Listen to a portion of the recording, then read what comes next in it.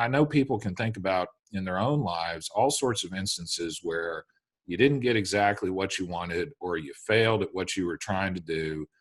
And at the time, it seemed awful.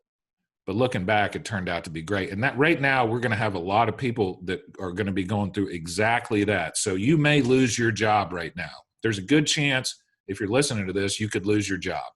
There's a good chance if you're listening to this and you're a business owner, your business might go out of business. Guess what?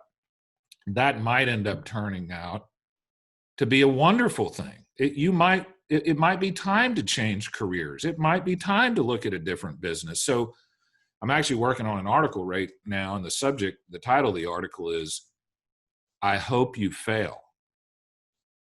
Because the point of the article is those failures often turn out to be like the things we think we want aren't really what we want. And those failures kind of teach us this is not really your path. You have a different path. So talk about that a little bit, if you don't mind, Samy. So one of the things I say to people during this pandemic is as follow. How to deal with your fear, how to deal with the changes. It's easy for you and I to talk about it because we've walked through some of what I call the valley of death. For some other people, it's not easy. If you told me my divorce was good for me while I was going through it, I'd take a gun and shoot you. Yeah.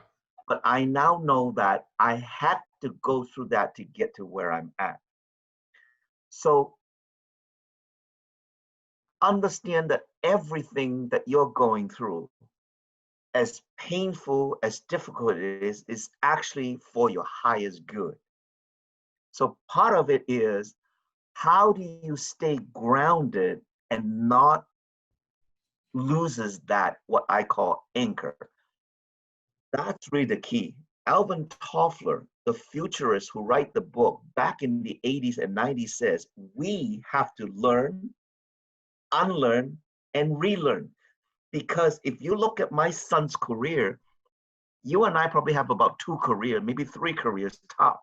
My son's probably going to have at least 15, 20, maybe 30 careers because things are moving so quick. So here's the bottom line.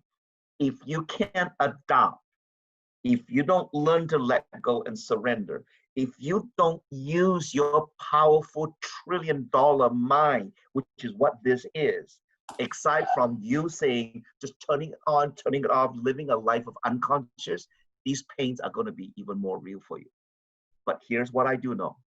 If your vision is clear, what you really, really, really want, if you write it out, and if you live out what your purpose is to get there, I know despite all this, our world is going to honor whatever it is that you are, because I live a life of that. I live from the place that I never had what I have today, all because of the vision, all because of the passion I'm following, all because I live a purposeful life. That much I can tell you. So stay the course. Meditation is part of it. There are other ways to ground yourself. There are many different ways to make sure that you are able to not go down to deep end. So that's a big part of the invitation for you to do. Yeah. And Samy, I would even go so far as to say,